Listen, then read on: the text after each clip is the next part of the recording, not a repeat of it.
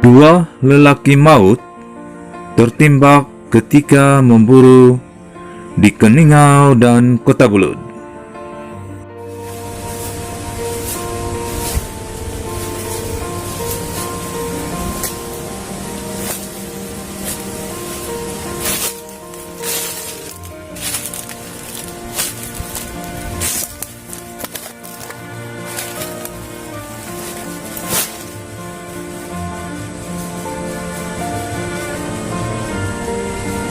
Salam takziah kepada keluarga yang ditinggalkan dan rip kepada mendiang. Saya takkan mengulas tentang apa yang dinyatakan dalam berita ini. Saya hanya ingin berkongsi tips bagaimana mengelak kejadian yang tidak diingini ketika memburu berlaku. Nak tahu tipsnya? Teruskan menonton video ini.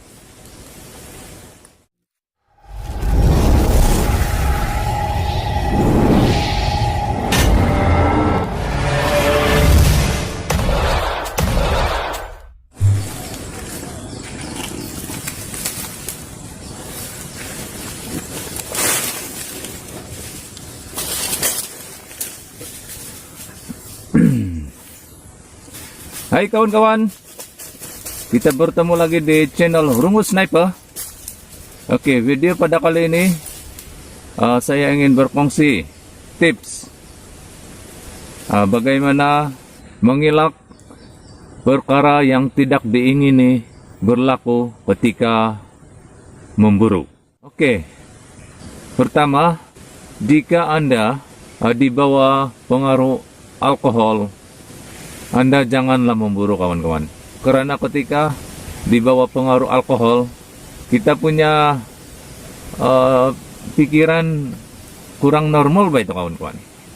Jadi penglihatan pun kabur-kabur. Bukannya saya ada pengalaman haramaitila, tapi apa yang saya lihat pada keadaan orang yang di bawah pengaruh alkohol, dari segi tingkah laku, cara bercakap, jalan pun terhuyung-hayang. Jadi, elakkanlah memburu ketika Anda di bawah pengaruh alkohol.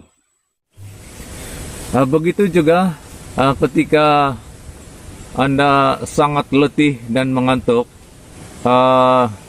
Dalam keadaan ini juga Anda tidak digalakkan dan sebaik-baiknya janganlah pergi memburu. Karena ketika Anda terlampau letih dan mengantuk, besar kemungkinan terutama yang memburu jenis berjaga di atas pokok, kemungkinan Anda akan tertidur. Jadi ketika tiba-tiba Anda terdengar bunyi berjalan, kita tahulah kalau yang tiba-tiba terbangun tuh kadang-kadang kita punya pikiran masih di awang-awang bilang kata orang. Jadi kalau dalam keadaan macam itu kan silap-silap Anda tidak hati-hati melihat apakah binatang atau orang yang bunyi sedang berjalan yang Anda dengar. Jadi keadaan ini juga sedikit mempengaruhi taraf hati-hati kita ketika mengambil keputusan untuk melepaskan tembakan. Jadi kalau baru bangun tuh, ataupun ya bilang rungus na pula-pulahan, pikiran belum aktif sepenuhnya.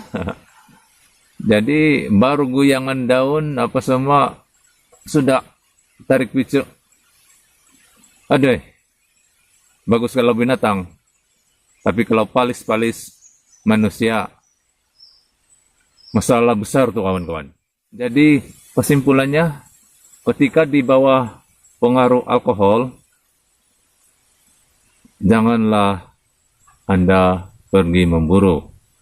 Dan ketika Anda sangat letih dan mengantuk, seboleh-bolehnya janganlah pergi memburu.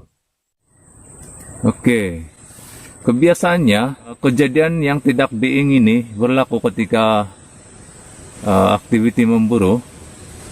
Ini berlaku ketika pemburu tersebut berjaga dan tiba-tiba ada pemburu baru yang memasuki kawasan pemburuan, tidak mengamalkan peraturan dan pantang larang ketika memburu.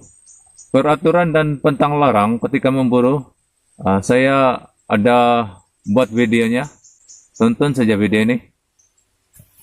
Jadi, untuk mengelak kejadian yang tidak diingini berlaku, saya ada beberapa tips, yaitu cara tradisional dan cara modern.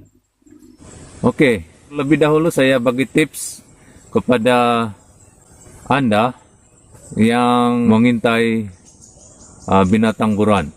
Ya, misalnya di atas pokok mengintai tempat laluan, tak kiralah babi hutan kah, kinjang kah, rusa kah. Jadi antara yang perlu Anda amalkan bagi tips tradisional nih, dia takut mata kita diganggu oleh makhluk halus lah. Jadi misalnya orang yang di depan Anda yang tengah berjalan, kelihatan binatang buruan. Jadi, salah satu cara tradisional untuk menghilangkan gangguan atau permainan makhluk halus tersebut adalah kita pejam celik mata kita sebanyak 7 kali. Jadi, ketika ketujuh kali Anda pejam celik, barulah Anda perhatikan betul-betul dan bilang orang dulu-dulu kalau sudah 7 kali pejam celik itu pastinya yang sebenar di depan Anda itulah yang Anda nampak. Gangguan dari makhluk halus itu sudah diatasi lah maksudnya. Sebenarnya ada kemungkinan psikologi juga lah oleh orang dulu-dulu. Sebab sebelum Anda, ini bagi pendapat saya lah, sebelum Anda melihat badan binatang tersebut, ketika Anda mulai pejam celik mata Anda, jadi 7 kali pejam celik itu, ia akan memakan masa beberapa saat. Jadi, kalau hewan yang masih di semak-semak, setelah kita pejam celik dan memakan masa seketika, jadi hewan yang dalam semak itu sudah keluar, maksudnya sudah keluar. Jadi kita sudah nampak, sudah kita tahu apa sebenarnya yang kita dengar bunyi berjalan tuh. Jadi kalau orang pun kita nampak sudah orang, dan kalau hewan pun kita akan nampak sudahlah dengan jelas bahwa itu adalah binatang. Sudah sebab dia sudah keluar dari semak lah begitu. Jadi mungkin itu antara triknya juga lah petua orang dulu-dulu. Apakah tips ini benar-benar untuk mengatasi gangguan makhluk halus pada mata kita ataupun cuma psikologi? Kita harus coba untuk mengelak sebarang masalah yang tidak diingini berlaku.